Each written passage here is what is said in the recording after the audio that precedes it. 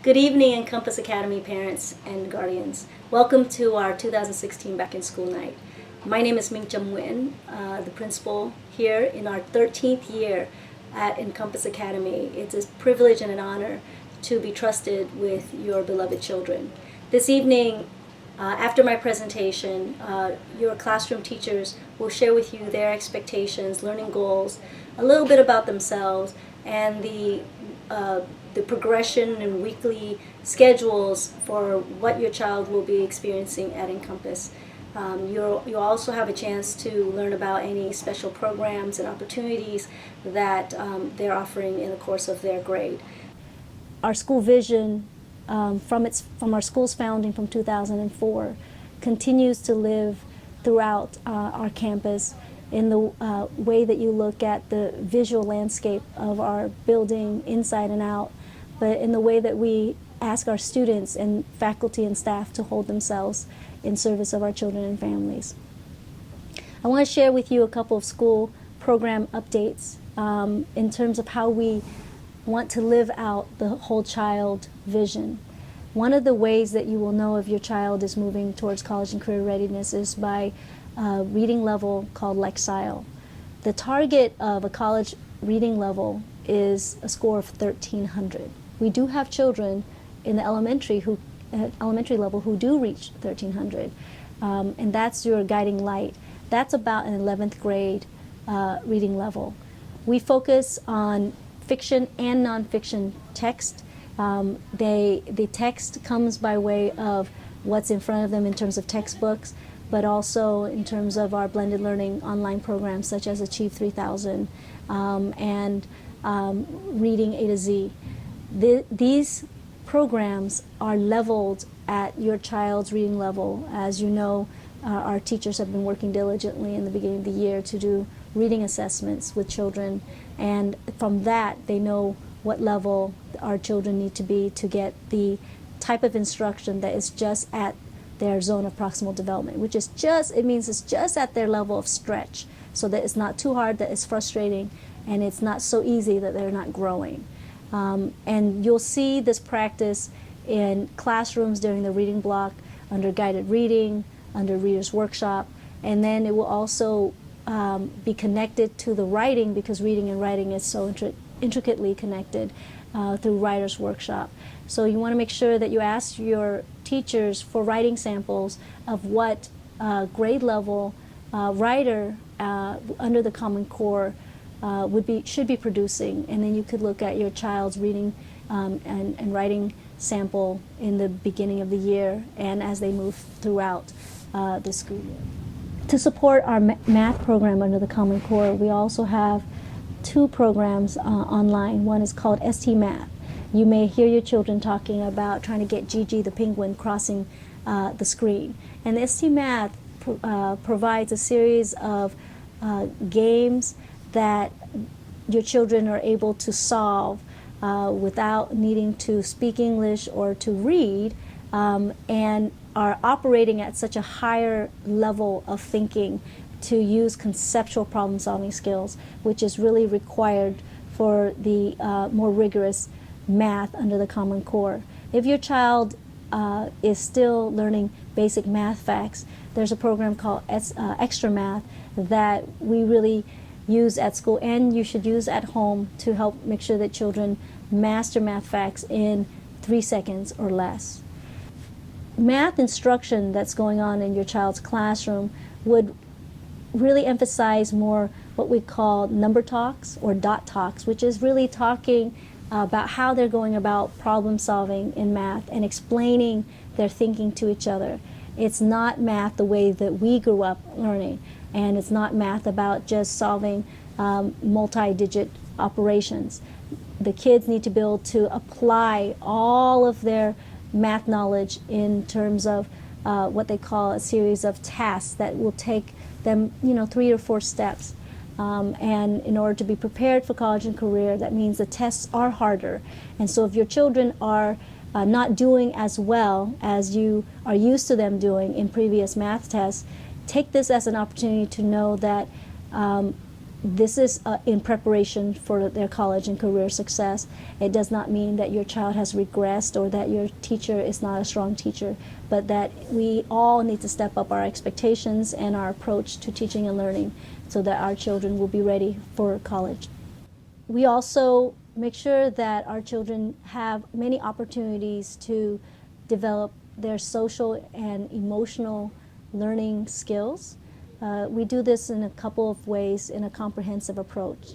One, the responsive classroom approach builds upon mutual ownership of your learning environment, developing empathy, using we call logical rules and consequences so that children understand and own their actions in service of their community. A physical education program will help our children to both develop their presence and their attention and focus on their overall wellness, but the direct feed is in service of their academic concentration. The Toolbox project, which you will see teachers and staff walking around with these cards that range from the listening tool to the courage tool to the breathing tool. They're wonderful, powerful tools that our children could use to remind themselves, if I'm not having an appropriate response, which of these tools would serve me to be able to stay on track, be courageous, make apologies, provide forgiveness if needed, and not get caught up on the things that would distract me from my focus of learning. Children's safety requires a cooperation between staff, students, and families. There are several points that I'd like for your support on. First and foremost, when our children are being dropped off in the front, please make sure that when they are dropped off from the cars, for them to use the crossing guard support and use a crosswalk. We had a child almost get hit because they walked behind their parents' car, and another speeding car going on Rudsdale almost didn't see them. So we need to have our children use the crosswalk.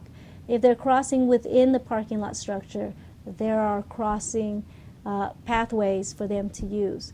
Make sure they know to look left and right, and to not take anything for granted, even when our cars are within the parking lot, and children can get hurt very seriously. If you're waiting for your child, it's important that you do not double park. If you are dropping off your children, do not drop your children off before 8:10 when we have supervision. When you are picking up your children, please pick up your child on time following our regular day or minimum day schedule. Children who are left here for too long after dismissal with no one to take care of them leaves children feeling frightened and worried that they've been forgotten. And we ask that you sign in and out, especially for if your child is TK through first grade, child for dismissal. A tardy means that your child has not lined up with their class at 8:45. They must go directly to the office. Another way that we can help our children be safe is that families drop their children off for breakfast, but do not sit in the cafeteria with them for the meal unless they have provided evidence that they've been cleared for their TB test and can be a volunteer in the cafeteria.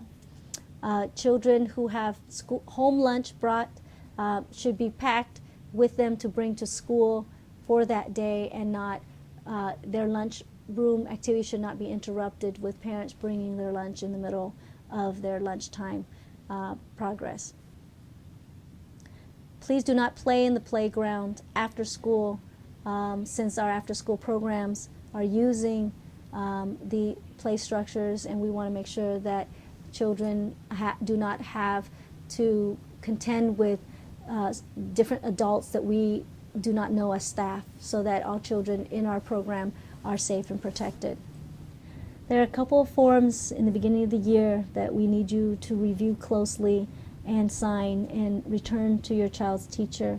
One is the attendance expectations, which summarizes the school policy for attendance. We want to make sure that you know what's expected, and the kinds of support that is offered. There's also the Student Family School Compact that you need to please review and sign and discuss with your child.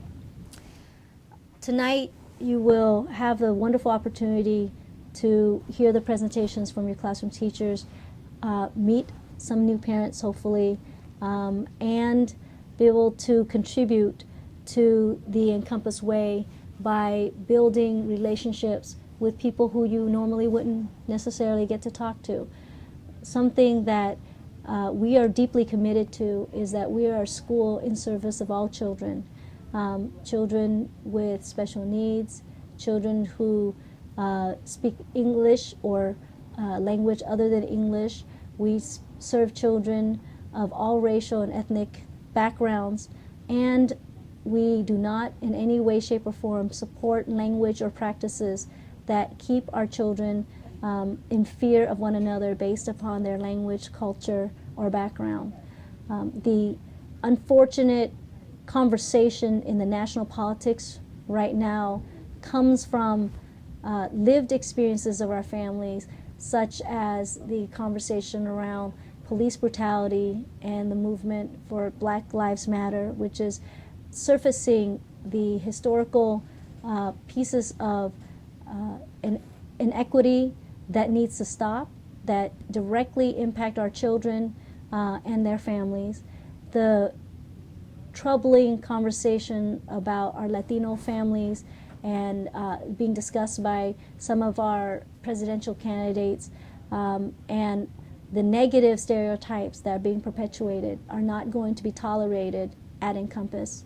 We are a community that is in service of unity, and we are a community that's in service of building a compassionate and caring culture for one another. We are not perfect, but in order to move forward together, we respectfully ask your families to have conversations about these important matters and to help your children understand that the messages from the media are not messages that they need to believe about themselves, and that we are here to help you think through ways to discuss positive ways for your children to learn to love themselves so that they can be productive members in our society, and they can be not only successful in college but in their career and beyond.